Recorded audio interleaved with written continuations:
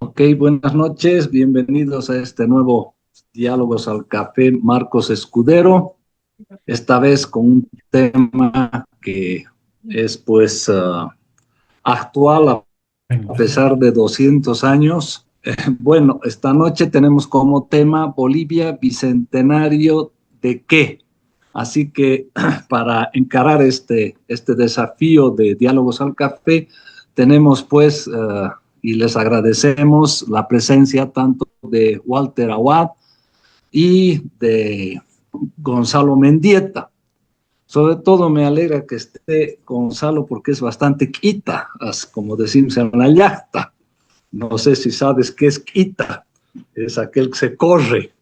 Así que le agradecemos pues que esté. En cambio, Walter es asiduo y muy fiel seguidor de este nuestro espacio.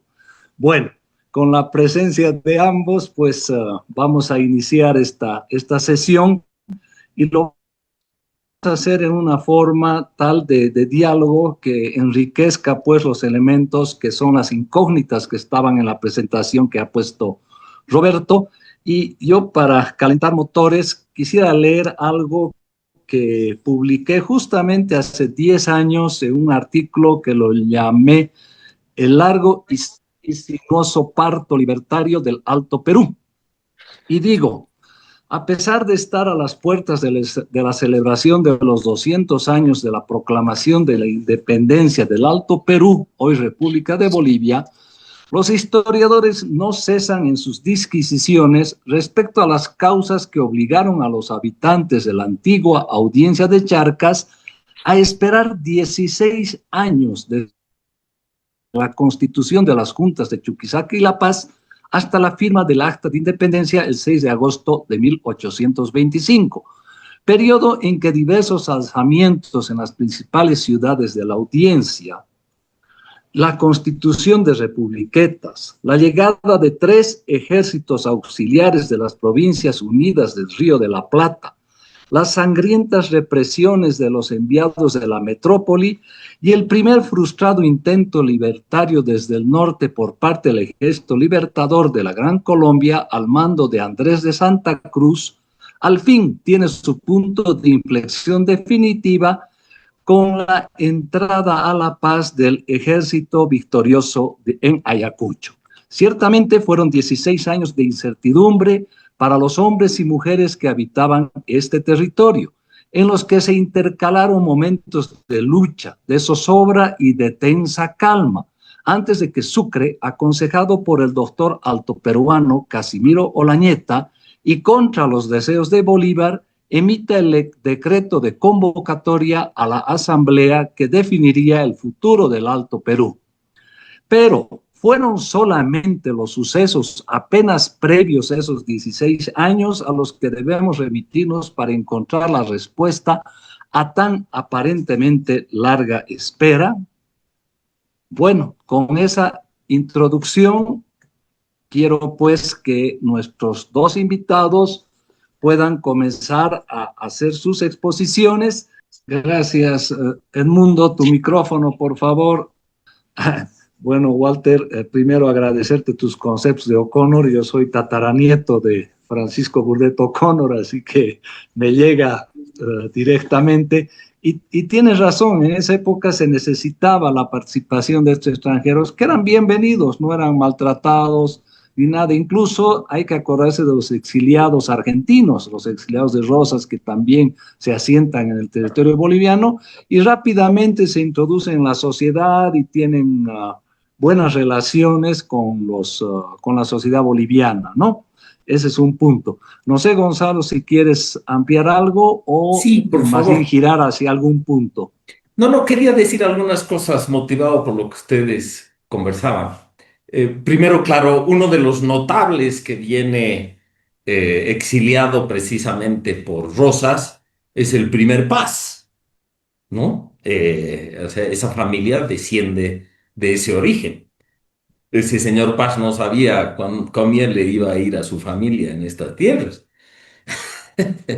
Y hay otras cosas que creo que son conducentes con lo que decía Walter a propósito de estas grandes figuras, Facundo Infante. Lofstrom detecta algunas cosas que a mí me hacen recuerdo al Konrad Adenauer de posguerra, ¿no? Konrad Adenauer famosamente declara una especie de amnistía y termina gobernando con la burocracia que había servido al nazismo, porque bueno, era la manera de hacer marchar el país y no te podías encima meter a una purga profunda, como por ejemplo si hubo en Francia. Y Sucre se da cuenta prontamente que para tener una mínima burocracia necesita de los españoles que están en las ciudades, que eran ciudades de españoles. Esa es también la realidad. Las restricciones presupuestarias de Sucre, la emisión de bonos, además para financiar a un ejército que es muy probable que fuera visto como un ejército de ocupación. Y hablando de otro extranjero, en este caso encargado de la educación y en general recordando muy bien por la historia Simón Rodríguez, pero hay que ver las cartas de Simón Rodríguez a Sucre quejándose de lo piadosas que son las señoras que se escandalizan con cualquier cosa en Cochabamba y en otros lugares. O sea, realmente el choque de mentalidades es muy visible, ¿no? Y creo que sufrimos una de las cosas que creo que ha sido permanente en la historia boliviana, que es hay que civilizar este país, ¿no? Hay que civilizar, hay que sacarlo de lo que es. Y creo que habría que empezar quizás de otro modo, entender cómo es para saber a dónde queremos ir en vez de esa persistencia en civilizarlo. Y a propósito de los resquemores que todo esto causa en la región, nosotros nos acordamos, digamos, de los embates chilenos y de lo que hablaba Walter a propósito del expansionismo, pero algunas cosas no registramos en nuestra historia, como por ejemplo que el fusilamiento de Portales en 1837, todavía en tiempo de la Confederación, fue atribuido, nunca se pudo saber porque fue en medio de un golpe y algo así, pero fue atribuido a la mano de Santa Cruz en Chile.